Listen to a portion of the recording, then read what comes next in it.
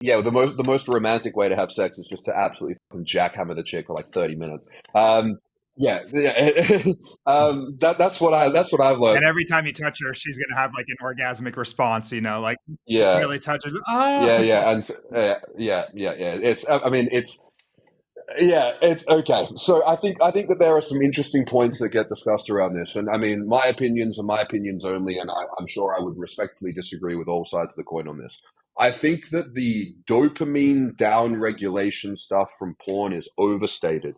I think that it's often compared to the effects of things like amphetamine, but if you compare something like, methylphenidate and amphetamine, for example, we're talking the difference between a 10 and 100-fold increase in dopamine in the prefrontal cortex. So, like, where does porn fall on that spectrum? I think that I just don't think that it is as strong as people are making it out to be. I think it is a factor, absolutely.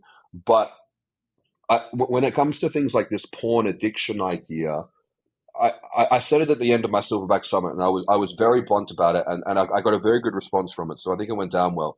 If you're sitting at home compulsively jerking off all day to the point that it's getting in your way of your responsibilities as an adult, dude, like you need to look in the mirror. Like what the fuck, like that. No, it's not okay. Like just that's weird. I don't think that it should really get to that point, and I don't think that if it does, it's porn's fault.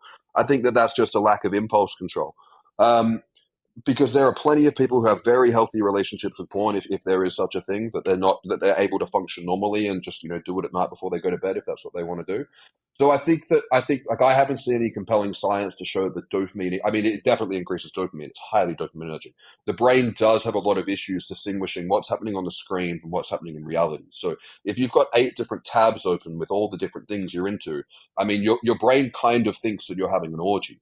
But what you're missing is all the pheromonal responses, all the physical touch responses, all the stuff that comes from being in someone else's vibrational energy field in terms of the pair bonding and the everything that comes with that. So I think that what happens, I think the dopamine down regulation is a very myopic way of looking at it. I think that it's a factor, sure, but I think it's more that like you become accustomed to the nice things. It's like if you fly business class all the time and then you fly economy, it's awful. It's like if you're only jerking off to like tens and elevens and you're not an attractive guy and you haven't looked after yourself, and then the only girls who'll sleep with you are very unattractive women, it's like, of course you're going to get erectile dysfunction. Like you've become used to such a high caliber that I think can often produce unrealistic expectations for people. So I think that one of the problems around porn is it makes guys too hyper visual and they're not focused in on everything else around the moment. And I think I think the visual aspect of sexuality is only a small amount of what derives pleasure. So I think if you lose connection with the other ones, I think visually it can be underwhelming and that can cause not enough stimulation to continue. But I think it's an overstimulation thing, but I don't think it's just a dopaminergic thing.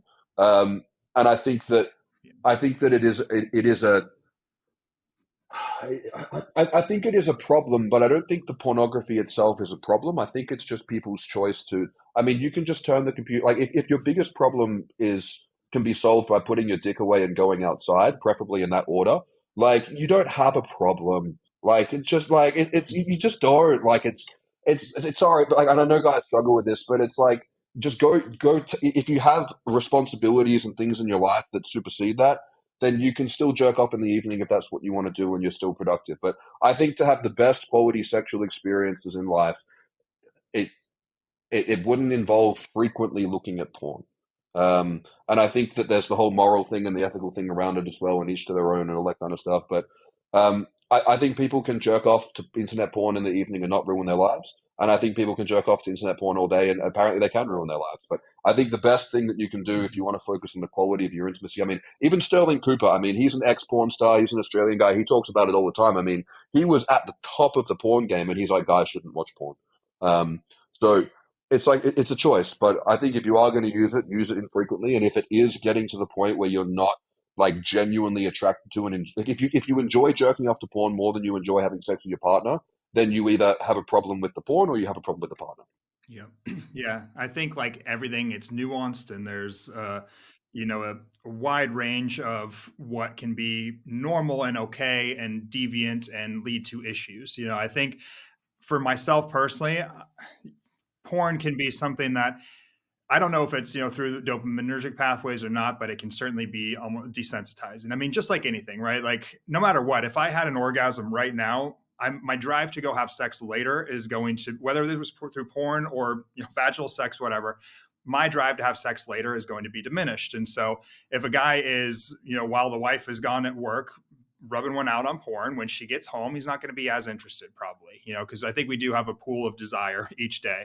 A lot of guys, when we're younger, maybe not, but as you age, you have kind of an orgasmic cap for most guys. So if you kind of wasted that on porn, of course your libido with a real person will go down.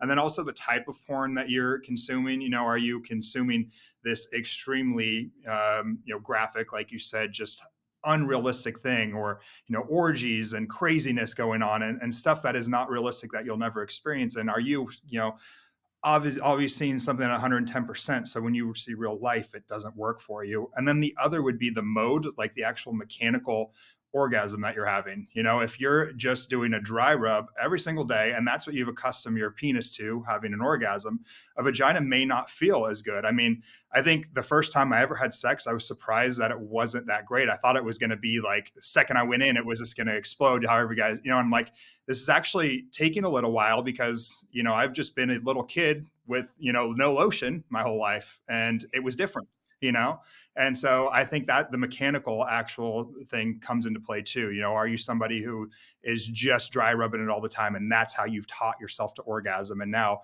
a vagina doesn't work as well? Yeah, I think that's definitely a factor, and I think the guys need to just take a step back and look at what's going on. And I think that I covered a lot of this rationale of thinking in my Silverback lecture, but I was like, most guys know, like if you just take a deep breath and close your eyes, you can work out what the cause of your sexual dysfunction is. I think another factor that doesn't get talked about anywhere near enough is when guys. And I didn't realize we were just going to have a sex conversation, but I think it's great we are. Um, I I know. think one. I think a really good point. Yeah. Cool. We're all thinking it. I think one really good point that doesn't get spoken enough about a lot is that guys focus on either they come too slow or they come too fast, or how much they want to have sex. They don't focus on their actual sexual performance. And sexual performance for a man, if you're doing it right, as far as I'm aware, is quite an athletic endeavor. Um, I was in a touring band for about 5 years, and I saw, unfortunately, from sharing rooms with disgusting, 10, 12 groups of band dudes and the disgusting women they would associate with, I unfortunately I walked in on my fair share of people doing things I wish I hadn't seen.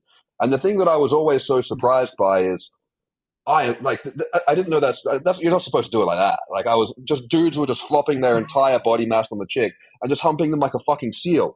There was no propping of the bridge. And I was like, this is. I was like, okay, well, if these guys can get laid, I'm a fucking stud. Like, I was like, oh, the bar is low. But I think one thing that guys should be looking at when they're looking at their sexual performance as a whole is, and Sterling Cooper talks about this really well. I don't know what specific exercises he references, but strengthening your posterior chain is going to do more for your sexual performance than doing some Kegels when you're driving or doing a bit of edging when you're jerking off. Like, if you really want to be working on your sexual performance and everything around that, you should be working on things like how long can you hold a plank for, like barbell hip thrusts, like high volume barbell hip thrusts or with weight.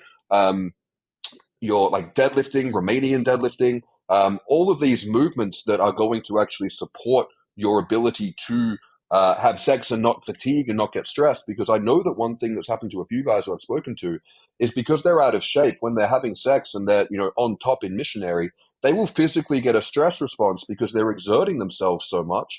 And then that's why they'll get performance anxiety. They'll lose their erection. They just hadn't thought about it that way. I'm like, do you get really gassed when you lose your erection? They're like, yeah, I'm always super fatigued, and then I just get stressed out and anxious. Oh yeah. And it's like that's a factor as well. So I think that there are so many different angles that guys can look at this from. And if they're in a situation where they're like, I'm not confident sexually, and I've got this new girl I like, being like, okay, I'm gonna do more posterior chain work in my workout. I'm gonna work up to holding a bridge for 2 minutes, and then I'm going to work on things like improving the mobility of this area. So like arch to grass split squats, Cossack squats, those kind of muscle movements, and then get some tadalafil and maybe some ashwagandha, CBD, phosphatidylserine, something to calm them down. And then if they just approach, kind of like we talked about before, approaching all the areas rather than just maxing out on one, I think they could set themselves up for a completely different sexual experience within a few days.